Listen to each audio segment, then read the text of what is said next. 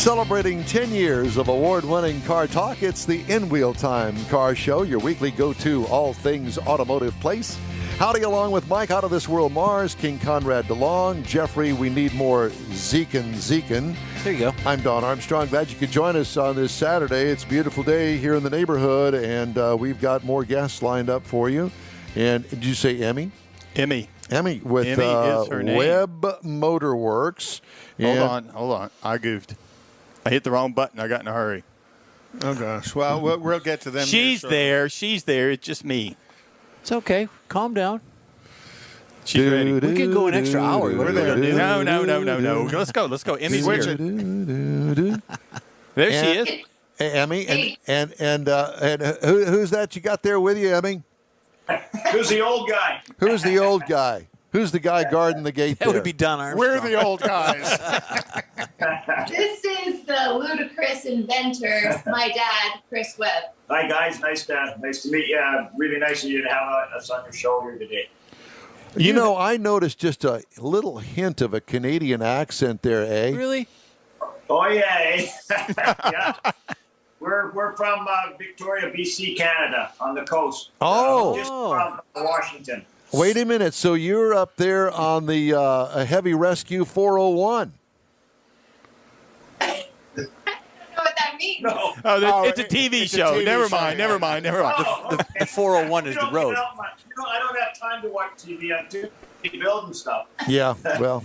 Now, I'll tell you what, that particular show would make me not ever want to come up there when the weather is iffy. Because it's all about all of the big 18-wheeler wrecks on the 401. You know where the 401 is? Yeah, no, I know what you're talking about now. Yeah, okay. Yeah, I wouldn't want to live up there either. I'll tell you, we're smart, us two. We're living in the warmest part of Canada. So Victoria is kind of what we call the banana belt. So we don't really even get snow. So, yeah, we're okay here. Oh, you're in the south is what you are, of Canada. He's got the southern Canada accent. Okay, so let's talk about what we came here to talk about. Please. And let's talk about Webb Motorworks and what you guys do up there. Tell us. Sure, you go ahead, Em. Okay, I'll tell you. Well, my dad invented the first ever electric motor hidden inside a small block Chevy V8. But that's just the beginning, because really we're starting to expand a little bit and hide these electric motors in V12s as well as flatheads, and who knows where we'll go from there, maybe Hemis. But we're really looking at the future of hot rodding and where electric vehicles are going, and how we can make sure that hot rods stay in the picture and stay relevant as the rest of the world starts heading towards this electrification of cars. So what we're talking about, Emmy, is well, in our picture, it's down here in the right-hand corner. It looks like a small block Chevy. Yeah, that's right. That's the Cyber Beast. So that's this is actually my second prototype. So in my haze here, I've got my original prototype, which is a small block Chevy. It's exact shape. It's got the controllers and the motors. Controllers are computers that make everything work. Sure. So that's all stuffed in the small block. Looks identical to it. Water, you can have water pumps, whatever. But this particular model I designed with actually batteries in the block. And then I don't know if you can see it there. Yeah, pull it on over towards where you were setting a little bit more. We get a little bit better shot of it there. Oh, my God. Now tell me, put that. Need to grease those wheels. Needs oil. So you actually put a new dress on an EV powertrain, basically.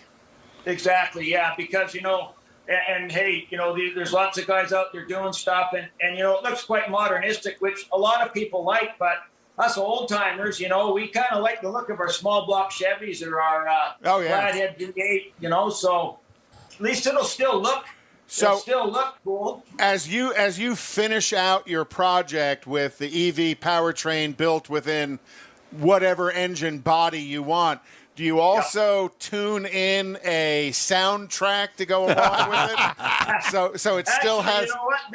There's about 3 manufacturers that make those, but I got one even better. I thought, where the exhaust pipe is? I was going to put a bubble machine and have bubbles shoot. That's funny. That's You know what? Hey, I'll tell you something that's cool, though. You know, that is one of the things is people are like, I don't get the sound and this and that. Think of this case. So this is an old logging truck. They were actually made up in Canada here. And 36, I got this when I was 16. It was my grandfather's truck. So you're at a car show. This thing just kind of slides in nice and quiet. And all of a sudden I put the line locks in and I just smoke those tires up. And all you hear is the rocks clicking that are stuck in the ribs of the tire. Yeah. And to me, that's cooler than a noisy car.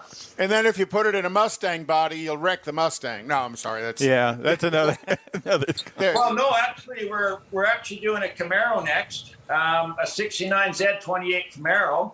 And you know, they had the 302. They're beautiful cars. And the thing is, a lot of guys out there might be saying, don't wreck a beautiful car like that. But what we're going to do is we're going to take the 302 out and we're going to, you know, seal it all up and kind of mothball it. We got you know, we're going to keep it in a controlled room for temperature and that, so that if in the future, you know, that car is really rare, you can easily put your gas motor back in. We'll keep the exhaust system and all that, you know, so, and we're not going to destroy it. Yeah, because literally the motor mounts are the same. What you're building is it's a bolt-in installation. So it bolts in and it actually bolts up to the transmission, whether it's a torque converter or a manual clutch and stuff. That's right. Emmy and I and Kelsey, we popped this in my truck, like I had it all ready, and they helped me, and boom, it was in like 20 minutes. But, you know, in this particular case, we had to have separate batteries. I actually got a hollowed out V12 Lincoln in the back with an old oil drum. We can show you that later. The batteries are hidden underneath that. So the Cyber Beast here, this one has the batteries in the block, and it's got the motor here and a gear reduction. So this thing just slips in. All the batteries, everything has been set up at the factory, and this is a complete bolt-in. And, you know, on a weekend, all of a sudden your 32 Ford is now electric. So what kind of an electric motor are you using in there? Well, my first prototype, I used HV EVS.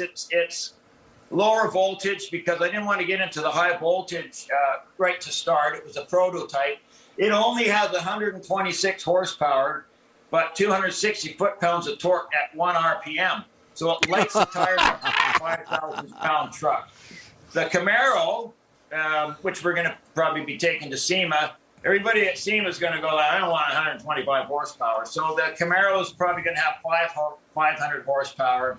And, you know, the interesting thing about the electric motors is one particular motor, if you go 400 volts, it's 375 horsepower. And then if you boost the voltage up to 700, now all of a sudden you get 500 horsepower.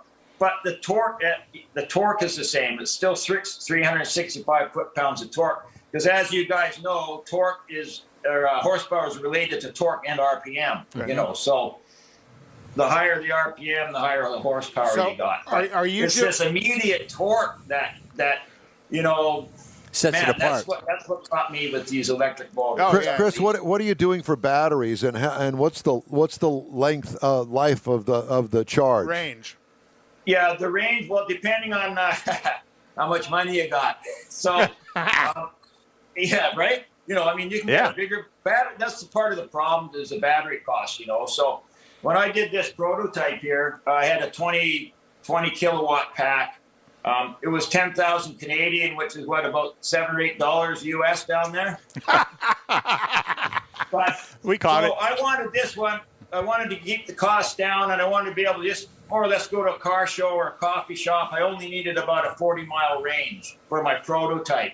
Now, I know arguably you guys, you're probably thinking, well, you know, we want 120, we want 200-mile range. Well, you just increase the size of the battery packs, you know. And that's one of the nice things about the Cyber Beast here. It gives you a good weight distribution. So you got the weight of the batteries at the front, and then you can put some under your seat or in your trunk or whatever, depending on what car you're doing. So what type of battery are you using? Using NiCads, nickels? LiFePO. Lithium-ion. Lithium. Okay. So you got the batteries inside the block there of the Beast, and then and so if you wanted the more juice, then you put it. Let's say you put it in the trunk. weight You distribution. can have a secondary pack. So if you wanted your, 500, 700 horsepower, then you just have a secondary pack in the trunk, and then you don't have to worry about the weight because now all of a sudden you got 700 horsepower. But this is part of the problem is I don't want guys putting these things in their car without changing, their drivetrain and putting in a proper rear end. We just did a video the other day. I was doing a burnout in my MG. I got a 56 MGA here with my V16 in it. But my daughter's like, do a burnout, Dad. And I'm doing a burnout. We actually got it with me snapping the axle. I saw that. Oh, yeah. Yeah, YouTube. Yeah, you did. It just pops. Yeah. So there you go. You put the high horsepower in, make sure you beef up the rear end. Yeah. I just ordered new axles for it, So are you building these to sell? Yes, not at the moment. Right now we're prototyping. We're going to prototype 4 cars to take down to SEMA this year. Hopefully it's open. I'm pretty sure it's going to be. So we're going to do the 69 Camaro with the 350 to 500 horsepower with its own 4-speed batteries in the back. And then we're going to do a 57 Chevy Bel Air convertible. That's going to have my Cyber Beast 2. So it's similar to this, but what I did is I made it a little bit bigger. So these motors, small block Chevys, normally 22 inches with around a 7-inch water pump. So they're 29 inches long. So what I wanted to do is make Cyber Beast 2 still fit in that parameter, use the same motor mounts, but by eliminating the water pump. Well, this one doesn't even have a water pump. You don't need a water pump. We have an internal water pump. But so it's going to look like a V12. And I can show you, we can move the camera around later and kind of show you what that is. And it's going to be, it was kind of Emmy's idea to have a little bit of more modernistic look, but it's still going to look like a V12 Chevy. And as a matter of fact, as you guys know, Chevy did actually make a V12 in the early 60s. Yeah, GM did. It was used in some of the pickup trucks, in the bigger trucks, not pickups, but the bigger trucks. Yeah, the big trucks. It was a stationary engine. It was like essentially almost 2 V6s put together. It had double valve covers and that. It was 702 cubic inches. It weighed 1,500 pounds, I believe. So, I think there's a couple guys, they may be down in Texas who are rebuilding those motors now. Chris, but they're really heavy. Chris, cool, so are you going to sell just the motor? You're going to line up installation? How is that going to work? Well, the thing about the installation is what we want to do is make it a plug-and-play package. So arguably, if you guys have pulled the motor out of a car, I want you guys to be able to do it yourself. The part that you won't be able to do, and myself, because I'm an old fart, is that controlling the computers, working on, hook it up to your laptop. We don't know how to do that type of stuff. So I want to have all that done at the factory. The computer's all set up. The batteries, you have to balance the batteries. These are some technical points that the average guy doesn't know about. So, yeah, I want it so that you can do it yourself. Now, certainly there's a lot of EV companies popping up around the country. So what they'll do is they'll just go on our website. They'll tell us what I want. I want a V8. I want a lot of guys maybe might like my V12 flathead, for 32 Fords and that. And then they'll tell us what range they want. So we'll say, okay, that's a light car. You're 32 Ford. You don't have a lot of room for batteries. Why don't we give you a 40 kilowatt pack? That'll give you 120 miles, and then ship it to them. And then on a weekend, they pop her in and away they go. So you're basically wanting to sell a plug and play, a crate engine. Yeah. Yes. Cool. Yeah. Very nice. Yeah. What part does Emmy have in this? Is she designer or marketing? Is Emmy turning wrenches on this or what? She helps out in the garage a lot. She's actually an industrial designer. You know what? She's actually going to be the CEO company because, I don't like doing the computer stuff. And like when you guys contacted her, it would sit in my email for a year, and then I'd go, "Oh, these guys down in Houston wanted to see us quick." It's like, well, that was a year ago, Chris. So she handles all that end of it, and she got me on Instagram. She does my website. she's invaluable. You know, if, investors, she talks to investors, different things like that. You know, so yeah, that's kind of her role. But we've noticed that you've done all the talking here. Yeah. Yeah, well, okay, go ahead. And, you know, sorry, my apologies. She's the brains, you're the brawn. And he walks off screen.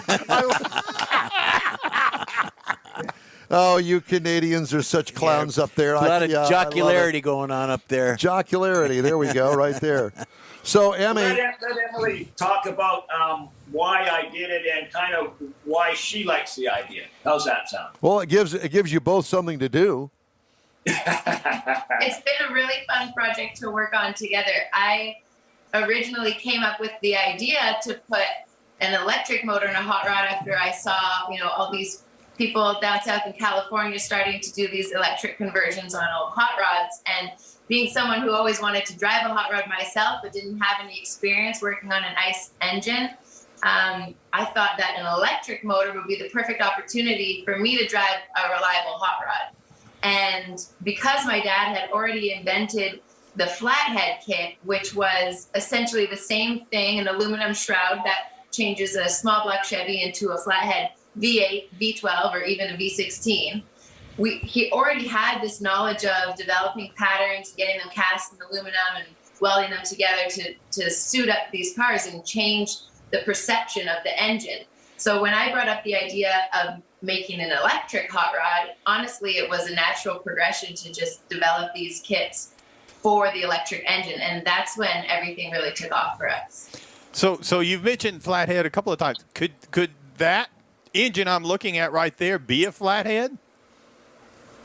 Yeah, so actually, can we move the camera? Why don't we show you how much time do we have? You got a few minutes, guys? We're about out of time. We'll look at that again. I was just curious. Well, just shoot the camera right over here, just so they can quickly see.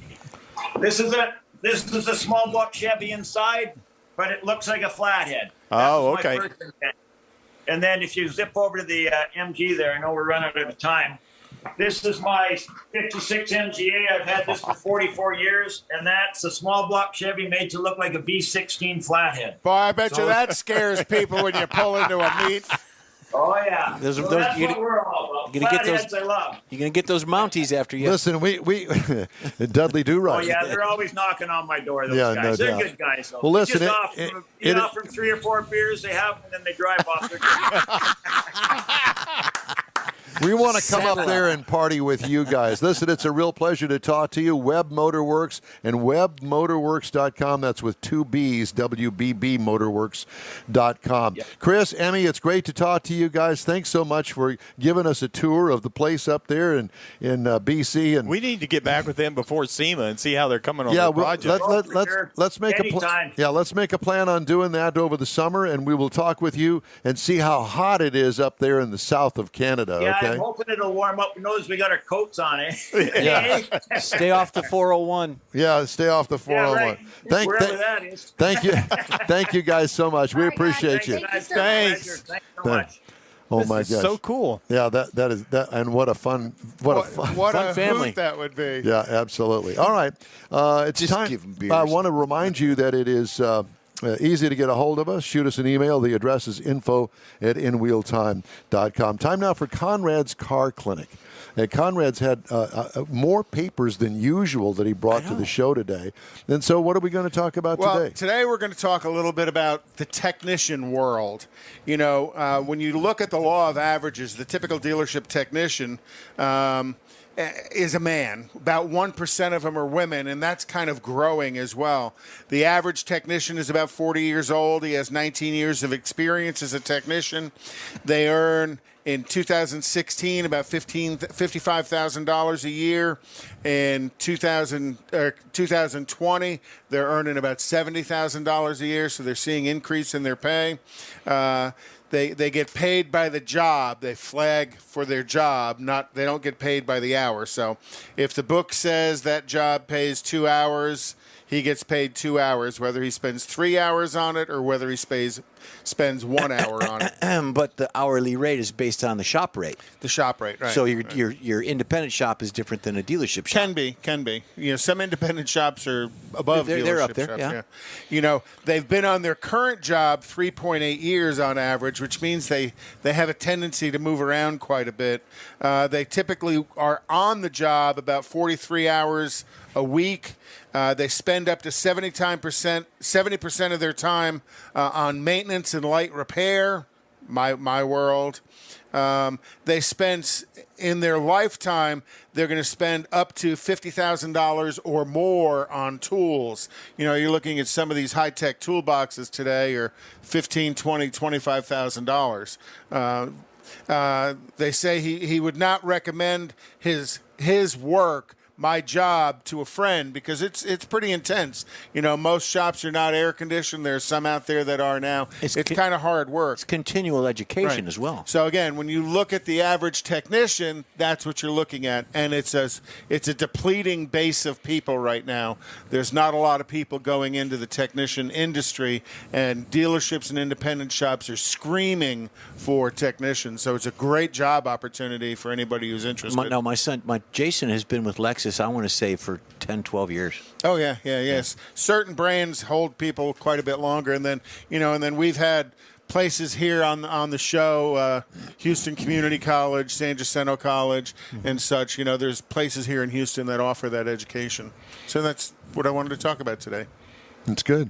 Very nice. You know, some of the older established independent garages have guys that have worked there for a long time. Absolutely. Yeah, they'll spend a whole career there in one shop. Yeah. Not uncommon. And that's really a boon to who they are and the people that they work for. And the quality of work that they Correct. do, because if you're a scoundrel, you don't last. And how you're treated by the managers and ownership, exactly. Yes, I remember the Richardson brothers always used to give us a canned ham for Christmas. Nice. A canned ham. Yeah, nice. One of those as opposed to a can of Spam. One of those that you used to with the key. Peel the key off that was glued on the lid, and then you'd crank all the way around it. And it had this. It was kind of this oval shape, and it was with the jelly on it. No, the ham it was jelly packed in Vaseline. And you wondered, what is this exactly that we're going to eat? And then you ate it.